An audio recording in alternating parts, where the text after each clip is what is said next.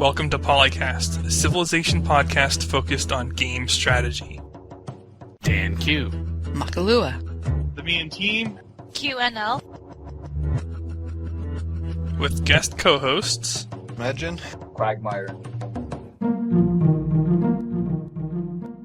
Oh, what's that bloody expression? This is great. It's something of something and something of something of the other. So yeah, there you go. 6 of one and half a dozen of the other? Thank you, that's it, yes. Thank you. Mackie, I'm amazed you were able to pull that out of what he said.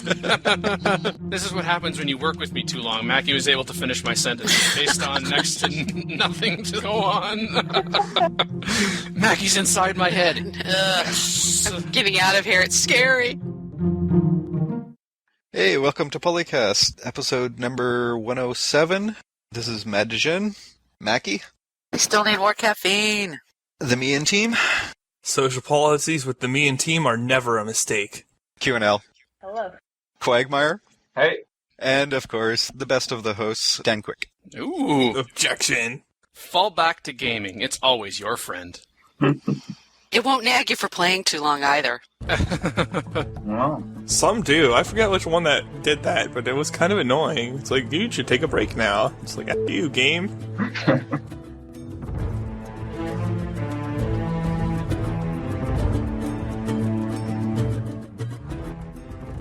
In the Senate, we discussed whether privateers have purposes in Civilization 4 or not. In Forum Talk, our opinions on advanced starts in Civ 4 and the Civ 5 multiplayer paradox. In the mailbag, or in this case, in the phone bag, where we talked about the scouts' usability in Barbarian. We also talked about build orders and building monuments.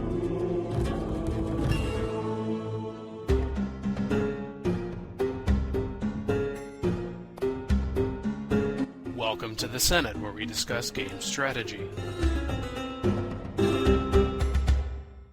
Privateer purposes. This topic was started by Raulito, and he asks, do you use privateers to get your AI opponents into making more Navy units? Not a question. That grammar is awful. Don't... I wouldn't look at it too carefully. Yeah, don't try. Anyway, in how many ways do you use them? Most of the time, I just attack anything just for the experience. Some other people replied and talked about when they actually use and how they actually use privateers. And I don't know, the first person that replied, I was kind of confused because I've never really seen a lot of people use great generals for naval units. In fact, I don't think I ever have. I don't know, I mean, maybe it's effective, I've just never seen that done. I think he's referring to using them to unlock a great general. In other words, to pop one. Because if you kill AI units with the privateers, you can get great generals from doing so without being at war. Yeah, it was one of those things. You could tell who privateers belong to by seeing who pops great generals when they're not at war. Huh. Gee, why does Elizabeth still have a great general? Wait. Unless you got one with a certain technology that nobody else had. Yeah, but... You can kind of tell when people are pushing fascism, though. It's usually not in the era of privateers. I don't know, I mean, I feel like they're just not that useful for that long of a time, unless you're head on astronomy. Astronomy is when you get them, right?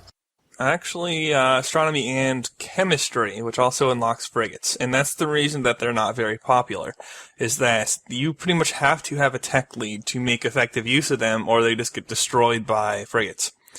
Now, people who've bulbed out those things quickly or have a tech lead, I have seen them devastate the AI using privateers, just because the AI will go hog wild spamming caravels like crazy, just like he says in the original post. It's kind of like when you stack a unit outside of its borders early in the game and it's building archers. Yeah, the AI will do that with caravels. So you'll have like your 3 or 4 privateers, and they'll have their like 12 or 15 caravels in their city. And you can get the money from blockading and get some kills. It's not the most important thing ever, but if you can actually block off all their foreign trade routes on certain maps that's possible, then it's actually a material hit to their tech rate as well. And then it's pretty worth it, in my opinion. But it's a situational thing. Yeah, I know we've used it in multiplayer to slow down an AI that was getting too far ahead. Or each other. Yeah.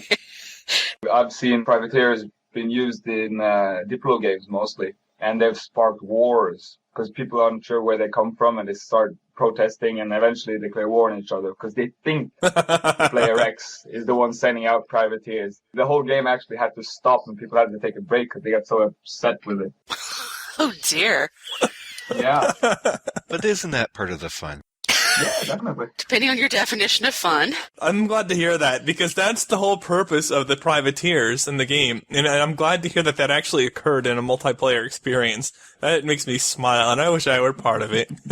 He loves to grief. Only a little bit. Right, any other uses for privateers? They're good for scouting. Yeah, extra sight bonus. And they move fast. Usually caravels take that role anyway just because they're so much earlier, but you can use privateers also. Do you guys actually build privateers? Next to never. On Immortal, usually not, but once in a while. Yeah. Yeah, occasionally rather than often. No. I've used them successfully a couple times on Immortal. I don't usually look to use them, though. Yeah, you might not have a big enough window for them to actually get any effect before they're going to start throwing bigger ships at them than caravels. Well, that and just your priority has to be astronomy and naval aspects in general to even consider them. Like, say you're going for a rifle war, or cavalry, or cuirassiers, or any kind of war on your home continent, then you're really not going to have any window for privateers because you're focusing your resources elsewhere. Yep.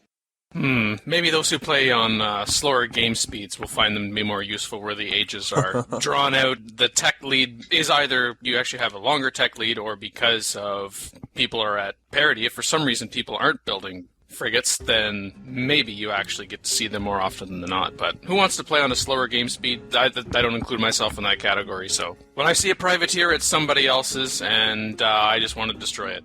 They're kind of like barb galleys or any kind of barb unit. Annoyance.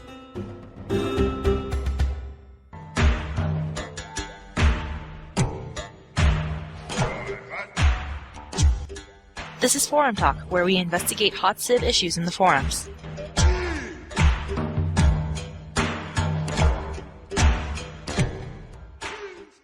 Advanced starts. This thread is started by Marco Polo, and he says that he never used to play Advanced Starts until he did a scenario. Then he found out how much he liked it. Didn't wind up wasting a lot of time fog busting and can set up a tailored economy, yada yada. He recognizes that a crush that favors more long-term traits like SPI and org, but also helps traits like creative and philosophical in setting up rapid expansion. And he wants to know our thoughts on Advanced Starts. I'm not sure that I agree that it particularly favors traits, aside from just the basic, you're starting with the extra cities. So, Imperialistic might be slightly weaker. But really, I don't see much difference in terms of the traits. I like Advanced Start sometimes, but since it's so atypical on the forum games that I used to play for Civ 4, and they're not allowed in Hall of Fame games, so a lot of the formats that I would typically use them, they're not allowed. And then in multiplayer, for whatever reason, we just don't do it a lot. So I don't do it a lot, but I like the concept of them, and it's nice to have them in the game. Incidentally, the most efficient things to buy. I'm not sure if we've covered this on a previous episode or not, but definitely workers, cities, and units to explore early game. We've mentioned Advanced Starts in passing, but we've never had a set topic on it before. I see. My view on Advanced Starts are well known, but a bit of an olive branch to those who may have been thinking, oh, there Dan goes again on Advanced Starts. And I'm actually going to say something nice about Advanced Starts. Phil, you already mentioned that you didn't think that it really helped much with traits, and I agree, but I think also to tie into some stuff we've said in passing over a number of topics, an advantage for it for particular civilizations whose unique unit and unique building might arrive a little later in the game, you might actually get to use them effectively. Well, there are Advanced Starts within Era also, and you can have an Advanced Start Ancient Era, just for clarification. It just means that you're going to speed up the beginning of the game. So if you don't like actually building a Civ from day one, maybe that's the way to go. But realistically, I'm kind of agreed with Dan. It kind of ruins the game for me. The whole point is to start at 4000 BC with basically nothing and build from there. You can start at 4000 BC with 3 cities. Oh, yes. It makes for some fun scenarios sometimes, maybe, but that's about it. Most scenarios are, of their nature, an Advanced Start. Well, yeah. I would say I like them better than I dislike them. Just think that I haven't been playing them because most other people don't play them, but I actually would in a multiplayer game or something, because I think it's nice to, start out your civilization with a decent bit of production and not having to kind of click end turn quickly in those first few turns to get your settler out, things like that. You have nothing to do on the turn except for end turn. Here it goes. Gerrymander in the thread pointed out the AI does not play advanced darts well at all. So it is a bit of an advantage when you're playing it, unfortunately. The AI just buys stupid things so often and burns up all its points. So you actually start with a lead on it in advanced starts relative to other things, assuming that you actually put your points into useful things. So with this poll that goes with this thread, try to distill it to a very simple numerical response from 1 to 5, where 1 is disliked very much and 5 is liked very much. I would put myself at number 2, somewhat disliked. Me too. Yeah, it'd be a 2 or a 3. I'm somewhat like. I'm actually a 4 on it. It's not a feature I'd like you to use regularly, but I like that it's in the game and I'd like to use it sometimes. It's fun to be different every once in a while. Yeah, it's nice that it's in the game, but you don't have to use it. I like it. I'm not going to cry if they take it out and never use it again, but I enjoy that it's there. So, in the end, it's, if you like it, use it. If you don't like it, don't. Everybody's happy. Pretty much. Everybody's happy, they get to have their opinion, and we all move on. Yeah, but usually, of course, on the internet, it's everybody gets to have their opinion, which is that everybody else's opinion is wrong. But, yeah, okay. Well, just yours. I disagree with that opinion. I disagree with your disagreement. Haha. But that doesn't mean I agree. Oh no, double negative! This is the internet. Logic doesn't count.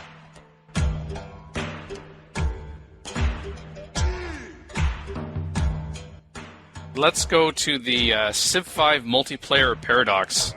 I shudder at this one because it is a serious issue.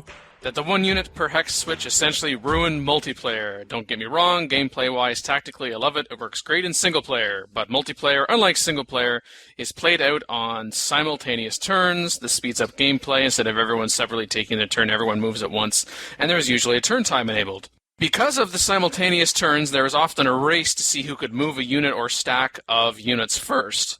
Now, with simultaneous turns and 1 unit per hex, it becomes a huge problem. The army is spread out, each unit is far more valuable than its counterpart would be in previous civs. The tactical implications is much more vast of losing unit or taking a tile or losing a tile, etc. So it's somewhat ironic that by trying to make the game more tactical, it had the reverse effect in multiplayer, where online warfare is largely a random affair based on whomever has less lag and can click faster. Connection wins. Ooh, can I say something on this one? No. Go right ahead. Okay. I think you brought me on because I'm a grouchy old man who thinks that people who whine on forums should just stop it. Seriously, get over it. Okay, so more detail-wise. Simultaneous turns don't wipe out tactic, and the issue that people seem to think it's a button race. Coming from CivRev, where it was simultaneous turns and it was all multiplayer, realistically, you start using strategies. Don't leave yourself in a position where you're going to get assaulted at the beginning of the turn if you think that you're not going to be button pressing fast enough. Stop, think, wait. It's a hard thing to transfer from, going from consecutive turn to simultaneous turn, and it does take people quite some time before they can figure that out. But you can set yourself up and use some basic strategy to not get into button races. There's been quite a few people that have managed to do that quite successfully. You just have to decide not to go for the button race. It's not the button race, it's the connection race. When somebody, say, double moves you right at the end of a turn, so they can hit your city on the following turn, and then you're lagging back by 3 seconds. Well, someone like me, I can order several units to attack in the space of 3 seconds very easily. I could probably order 2 or 3 units to attack within 1 second. So somebody else is running high ping, or they're just lagging.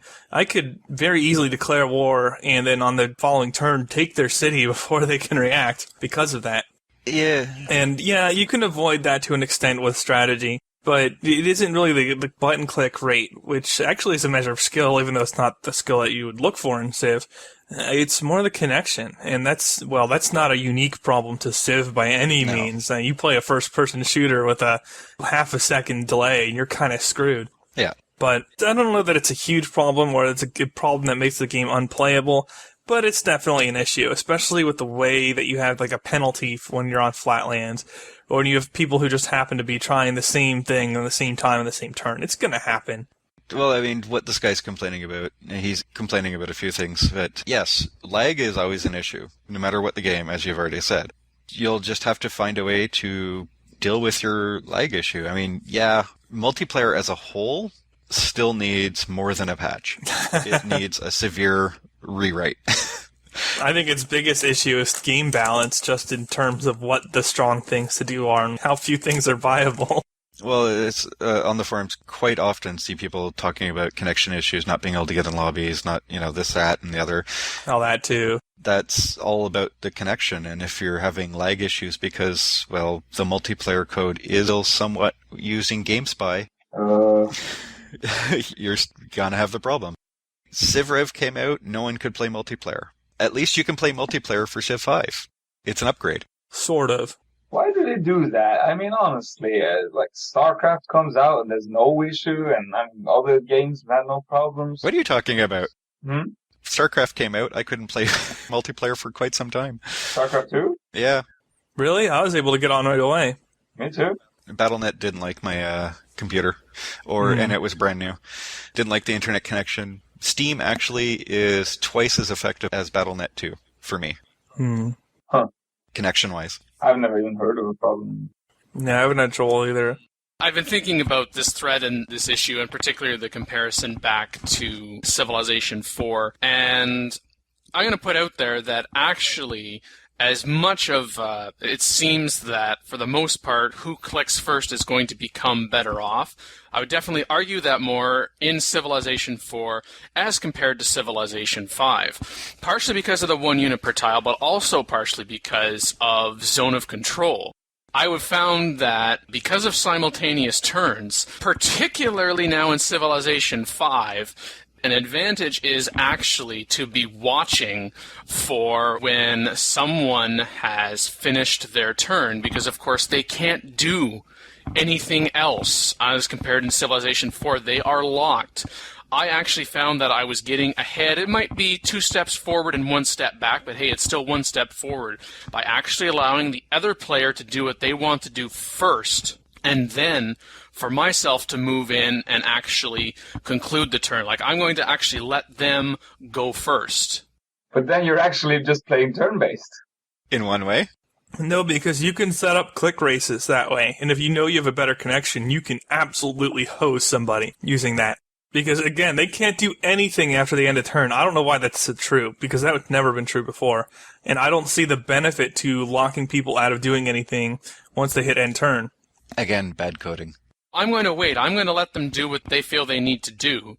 And then I'm able to take advantage of the fact that they've attacked, they've got units in certain positions. Yeah, maybe they've taken some of my units out in the process, actually making it easier for mine to have some units. Of course, this is assuming that I have some nearby reinforcements, of course. When it seems to be like evenly matched, more or less, on the battlefield, particularly outside of cities, or at least where cities cannot be involved in the bombardment process, that if I let them go first, I know that they can't move after they have finished their turn, so I can not only set myself up for advantage for that turn, but also thinking about the next turn, what they're likely going to have to do or want to do in order to be able to then attack myself or to be able to retreat. It gives me more time in the turn to think about what I'm going to do, knowing that, oh crap, I've clicked really fast, I've done what I've needed to do, oh crap, now they have reacted to that. Now I need to react again in the same turn in order to either save myself or to press my advantage. Beyond that, some people have suggested some things in terms of trying to address it. One, of course, is just turn off simultaneous turns in multiplayer. Okay, the one suggestion that was in there that I did not like was this, oh well, if someone is in war, then we turn off simultaneous turns, but if a human player is not in war, then it is simultaneous turns, and that just, wow. That'll just be hard to code and make it work. Yeah, you got multiple humans in a game, whether it's human versus human or you've got humans versus AI, I guess more human versus human. So that means it's simultaneous for some people and not for others, depending upon if they're in war. Ow, ow, ow, ow, ow. No, no, no, no. Yeah, brain hurt. The old Buddha, later in this thread, talks about simultaneous moves instead of simultaneous turns, which is all players during the common turn timer, and the turn timer is a separate issue, separate but related, tell all their units where they will move and what they will do. Then when all the players have ended their turn or the timer has run out, all the moves and orders are done at the same time. Oh god, no. Code Nightmare. What do you do when both of you are trying to attack each other with a tile in between you? Do you meet in the middle? I mean, what the heck? Problem. Or if you decide to take the opposite pass and your units basically start doing little circles. Nice. You can't even fight. Yeah. Especially with zone of control, like, oh, how's that going to be resolved? No, it's just a somewhat horrible plan. One possible option, I don't know if it was in this particular thread, but it might have been in another one, is where we remove the portion of unit movement, leave that as simultaneous turns, but put it after the point where you get period of time to manage your economy. And so basically you get the time to recheck your social policies, you get time to go through all your cities if something's been built, switch your technological focus, etc., etc. Have a period of time up front so you can take care of all of that sort of garbage, and then go back into simultaneous turns when it comes to moving around in units. Yes, you still can go back to your cities after you're into the movement phase, but at least you're not trying to balance out 20 of my cities just popped up looking for something new to build, but oh no, I have to deal with this war. I'm going to put out there, try actually not being the first to move. Not always, particularly if it's looked like it's going to be a stalemate. You know you have units that, in addition to those that are kind of on the front line, that they're waiting for something to happen to the units that are on the front, that if one person moves, they take out your unit on the front line, they now have that tile, they've taken out a couple of others, they've injured your units, their turn is done. Now you can be like, okay, I'm going to move this unit that's been injured, I'm going to move it back, and now I'm going to move my stronger unit forward that maybe if they can't attack that turn, now they're in that particular position for the next turn, especially when I know that that person cannot do anything in response. So it's kind of like, okay, haste is kind of making waste. I'm going to let you go first. I can see what you've done. I know you can't do anything until the next turn. Now I'm going to do what I want to do. Maybe it's controversial, it sounds kind of wild, I'm talking about CivIV specifically, and maybe if we got rid of this, once you end your turn you can't move your units, I may very well change my position, but... I really hope they patch it. Listeners, let me sum up what Dan is saying here. Whenever you get the chance, try to set up a double move on your opponent. That's basically what Dan is telling you to do. And it is good strategy for winning. People don't like it, but if you want to win, there you have it. That's how it's working in CivIV, and even to a lesser extent in Civ4. If you can set up a double move, definitely an advantage. Take advantage of it. But please patch the end of turn issue. Yes. And give us some turn timer options, not this eternity turn timer that we have. What happened to blazing? I miss it. I always hated turns that were so fast. I actually like to think once in a while. Although, yeah, they would have to give us some hotkeys so that blazing is possible, because they took hotkeys away from me and I'm crying over it. But even so, I'd like to see a faster turn timer rather than this slow nonsense. And really to give the best of both worlds, kind of like we had in Civ4, where you could choose the speed of the turn timer. The people that were playing the particular game, you could come to a consensus on, do we want a turn timer? Yes or no. I would say in multiplayer, yes you do. But then depending upon people's comfort level, decide on what that turn timer speed is going to be. Because right now it's like we either have a turn timer or we don't, and if we do have a turn timer, it is slow, and it's just typically people end their turns a lot quicker manually than... We don't even forget that the bloody turn timer is on. 60 seconds is usually good enough, provided the 60 seconds starts after the first person has ended their turn. That is slow. Slow. Well, it depends on what you're doing. I mean, if you are waiting or have a bigger empire, then it takes time. I mean, 30 seconds... Sure, but it depends on... Most of my turns in a game, unless I am in the middle of a war with like a 20-city empire, most of my turns were less than 30 seconds. Yeah. That's true even in Civ 5, although, obviously Civ 4 it was possible to move faster because you had more hotkeys available to you, and more queue options, and faster queue options. But even in Civ 5, I can almost always, even in war, play turns under 30 seconds. But that's the point. It's not about how... to force the turn to be 60 seconds long. It's to say, I'm done, you've got 60 seconds, that's it. Well, yeah, but my whole point is that the 60-second turn is already really long. It depends. Maybe there's some details in there that you're missing. Nah. Again, have it so that the turn timer, that not only is there different speeds, but like in Civ 4, if you chose blazing turn timer, how long your turn was at the start in 4000 in BC was considerably different than it was even in 180.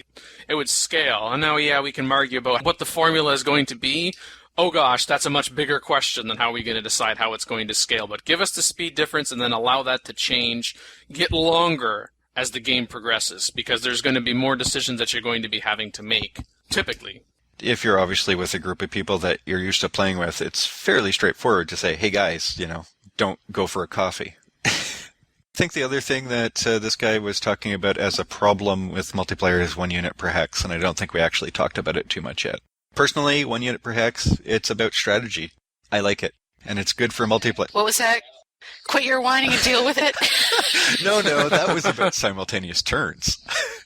1 unit per hex is more about, you have to learn and adjust. It's a new part of the game. Yeah, if you're trying to get 3 human players to all go to the exact same spot, yeah, that could be a pain. But talk about it first. Use some basic strategy. Don't all try and go onto the same hex. I just like it. It actually does add more strategy and tactics than a Sack of Doom does. Yeah, because if you've got Horus and you're on flatland, you don't have a lot of defense, you don't want to end your turn right there, because then your opponent can walk up with some pikemen or spearmen and oops, there went your army. Well, exactly. So don't do that. Easier said than done sometimes. Yeah. Yeah.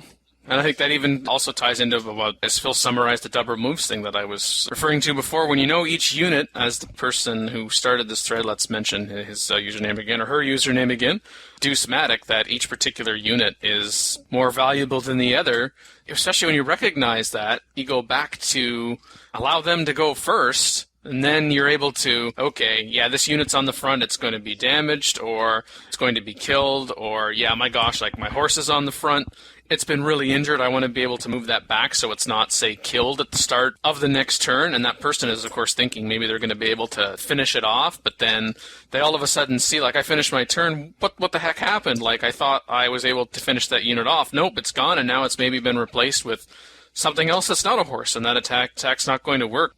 The 1 hex, I mean, he's complaining about it. I don't think that's much of an issue as compared to, say, the lag issue in multiplayer or some of the other concerns we have, say, with open terrain. That's something that we can work with. Using the horseman as the ultimate example is kind of wrong. A horseman can move after attacks. So if you're moving your horseman as far as possible before attacking, then you're not using it properly. I don't like examples that use corner cases to talk about in general. And I think that's probably one of them. Most of my MP games are cooperative, but there was one person that I've done some friendly competitive multiplayer with, and we had a game that was just, oh my gosh, neither of us were making progress, and it was only after, we were at war for a couple of hours. It was a dual-size map. It was just the two of us, but we were going back and forth and back and forth, and it was then when I realized that we're both trying to be the first person to attack. Why don't I be the person that actually waits to let them make their move first? I was actually starting to see like, oh my gosh, this game could actually end. Heck, even if it meant I ended up losing, at least it looked like the game was going to come to a conclusion, because this massive click fest, when you've got evenly matched players, it just seemed like the game was going to go on and on and on. Essentially, you know what either the weaknesses or the negatives, however you want to phrase it, what the traits are, what the nature of simultaneous turns is. You know it's 1 unit per hex, so as MadDjinn is also getting at, change. Don't be thinking about, engaging in multiplayer like this is Civilization 4 or Civilization 3. Although, one thing, instead of just sitting there waiting, you could always have your bombardment units prepped and worry about that rather than trying to run out of the way or go attack. Because if you know somebody's going to try and click fest, you might not catch their first click with your bombardment unit, but maybe you'll hit their second one as they move in towards one of your units, and then bombard them before they actually get a shot at attacking your unit.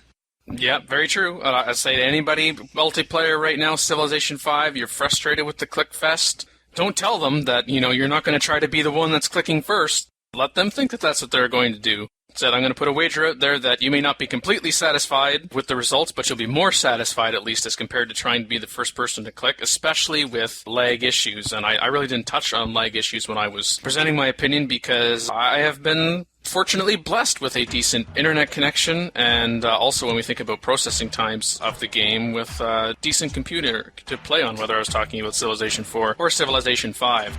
Kind of the game's fault, which you can get into about system requirements, etc., and not so much the game's fault as in your internet connection. Or the use of GameSpy.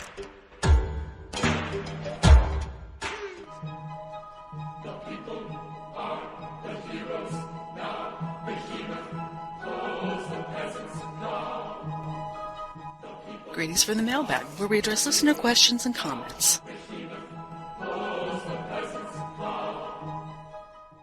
Hey guys, what's going on? I just want to say I really appreciated the PolyCast focusing on Civ 5. Got some good points in there, and I haven't called in a year or two, I guess, but with the new Civ out, I wanted to get back hooked up with the podcast. So appreciate the new info. So just, I guess, bring out a few points. One, I think that Scout is actually useless because with the Barbarians, they don't last very long. Me and a couple other buddies to play, we always build a warrior first. I think Dan had mentioned usually build a Scout. I found it's just kind of a waste. Scout is not useless. I agree. Depending on if you go a higher difficulty level, the Barbarians are going to be tougher. But if you do something like you've picked up the first policy and honor, you've got advantage against Barbarians, and the Scouts can take out the Warriors even.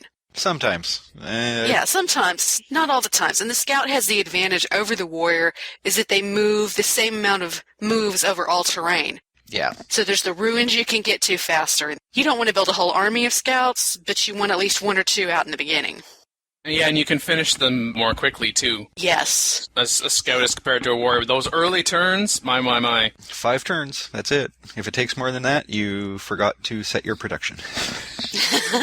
Or you're playing on a really slow game speed and you're insane. That's true. Yes. Oh! I fully agree. The Scout is not useless. You get map knowledge. Map knowledge is always one of the most important things. Mm-hmm. You find out where barbarians are, find out where the ruins are, you find out who your opponents are. The sooner you run into somebody, the sooner you can get some sort of trade agreement going. Not to mention that, yeah, Scouts versus barbarians I would not generally do. Usually it takes 2 or 3 hits in between 5 turns or more of healing. But you can also use the Scout to fly into a barbarian camp if that barbarian walks away. And it does, a lot. So if the barbarian walks out of its little camp, you can run in, get the 25 gold, run out. As far as camps go, especially if you can get to honor, not only do you get the combat bonus, but you get to know actually where those camps are on the map, so then you can, okay, I don't want to be going over there with my Scout because they're likely going to get picked off, but you happen to get near a barbarian camp and there's even just one of them in there, particularly if you can have your Scout attack from, say, a forest tile or a hill tile, then that's giving them an extra advantage in terms of, you're probably not going to be able to take them out on first go unless you're playing on a really low difficulty level. But early on, until they start getting a little later and they start getting a little better than having warriors and lots of warriors running about, they're definitely worth it. And sure, your initial Scouts are probably going to die, but by the time they die, it's not going to be like, well, that was a waste of 4 turns. Think about how many turns of advantage you got because you got a bunch of gold and you were able to maybe purchase a warrior after that, for instance, or you were able to get a technology, or your population was able to grow, or you were able to get your first settler out sooner. You actually got some culture, so you could get to, say, honor that much sooner, and then you can get to the second social policy that much more quickly as well. And actually, one of the things that Scouts work quite well against archers. Yeah, archers don't have very much defense in melee, so you can just run right up to them and go, pow! Yeah, and you don't have to worry about terrain as a factor, because I know when I have my archers, I like putting them on nice hills with forests in front so they can keep shooting you until you get close enough and then I'll move. But Scout? No, the Scout will just run right over that. It's good for harassment tactics, maybe. And of course, so you can get those nice little promotions. Probably unlike Mackie, I do like some of the Scout promotions. Well, no, I like the survivability tree, when I can get it. Yeah. I wouldn't make more than 1, maybe 2 Scouts at the beginning of the game before starting to do other things, but definitely 1. And sometimes I get enough cash to be able to buy another one while I'm still building a worker as my next unit. In my Let's Play with Japan, I had a scout for like 100-some turns, and I was actually killing barbarian brutes repeatedly using that scout. Yeah. They don't get like any direct combat bonuses. I was just abusing the flatland advantage. Well, disadvantage for the barbarians. So as long as you move it properly, there's really no reason you should be losing it that easily.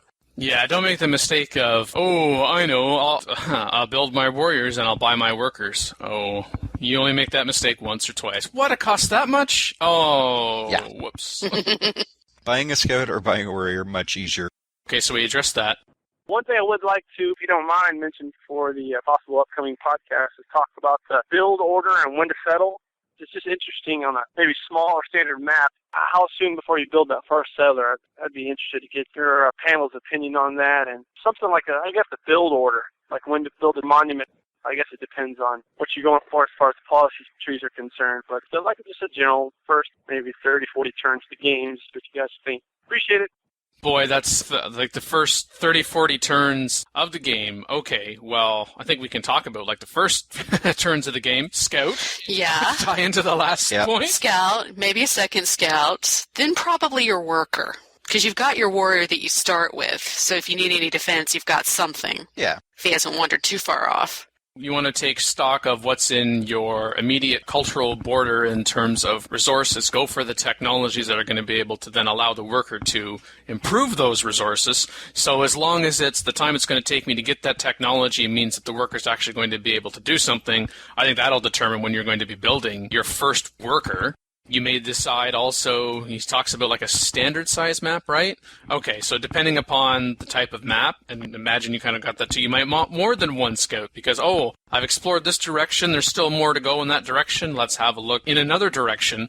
Usually by that time you have at least a good idea, if not where another AI is, where some more happiness resources are, for instance. Maybe getting an idea of some of your strategic resources as well. So if you also have the warrior, and you definitely don't want to be sending out a settler unescorted. Well, if it's not too far from your culture border and you've just been through there clearing it, you might be okay doing that. Barbarians have this fun habit of appearing randomly Yeah. at the beginning of a turn. So you might have just cleared it, and then all of a sudden, whoops, we're here. I wouldn't use the warrior for hammering on barbarians till after you get a good view of what the local area is. Mostly because if you're playing with runes turned on, you want to get to those runes before you get to the barbarian camps. Especially on the off chance you could get either a scout or a warrior promoted up a level. Oh, exactly.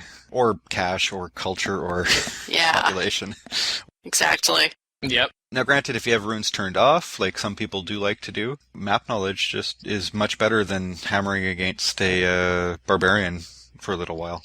Don't forget to bring them back and start clearing out the barbarians, but Yeah.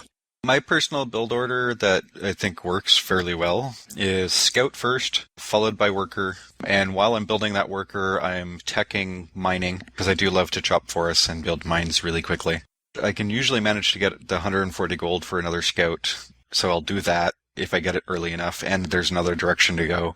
Or I'll just keep saving up, and by the time the worker's done doing the first few things that I need, I can usually get enough gold to buy off a settler at the same time as building one after the worker.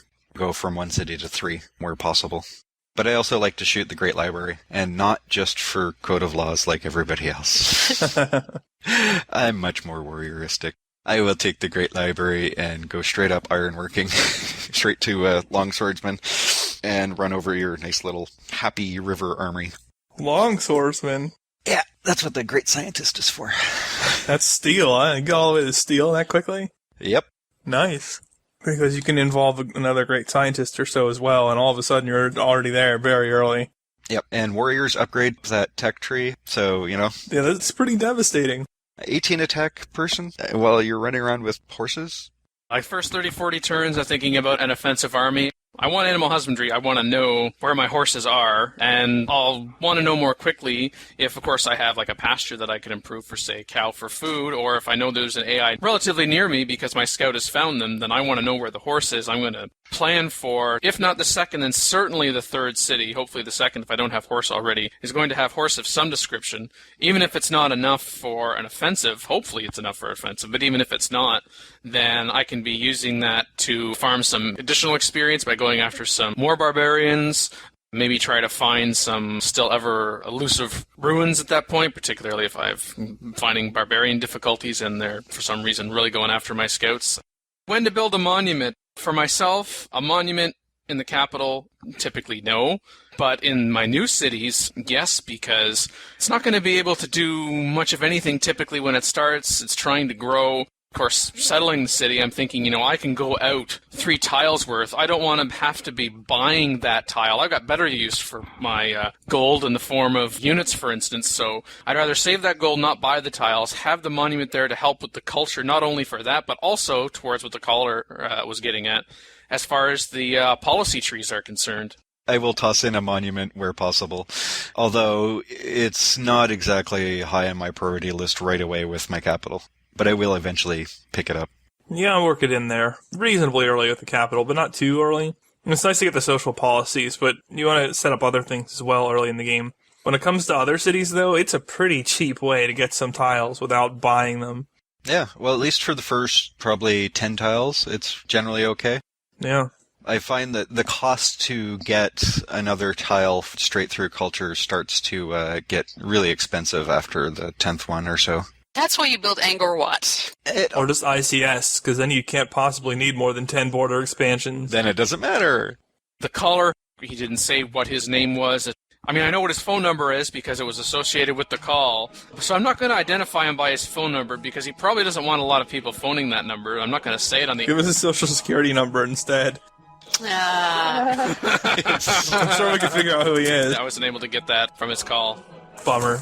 Bank number? No. No. Okay, fine. Credit card number? Not even that, no. Oh, come on.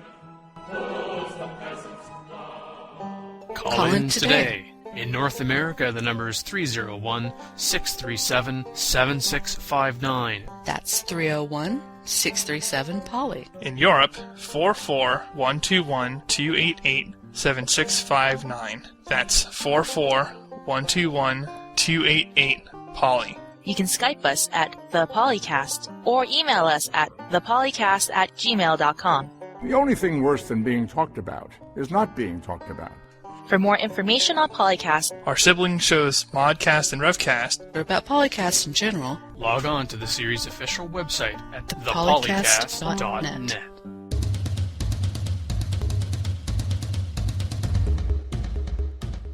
The strengths of warfare versus other things, or just big empires in general. I would really like to see it balanced. I would really, really like to see that balanced. Because right now there's pretty much one way to play, and that's getting a huge empire one way or another. And I don't like that. I'd like to see more balance. But that's always been the case in Civ, more or less. Big empires trump small empires. Yeah, I know, but that doesn't mean it's right. No. The opposite of the cultural victory. They made domination way too simple. Even in Civ Rev, I know it's horrible to mention that, but it was harder to get a domination victory, where you actually had to take all of the caps. That actually makes a bit more sense. Or at least, in Civ 4 and before, you needed to take a massive amount of territory, or do something. Not just show up at the last second and go, thanks, do all the hard work for me. I'll be over here in the corner. You done yet? Okay, thanks. This is Quagmire finishing off PolyCast episode 107, here with DanQ, Lyle, Makahlua. I'm on a boat. TheMeInTeam. Advanced start? No, this time it's an advanced finish. QL. Bye. And MadDjinn. I'm going for a Timmy's.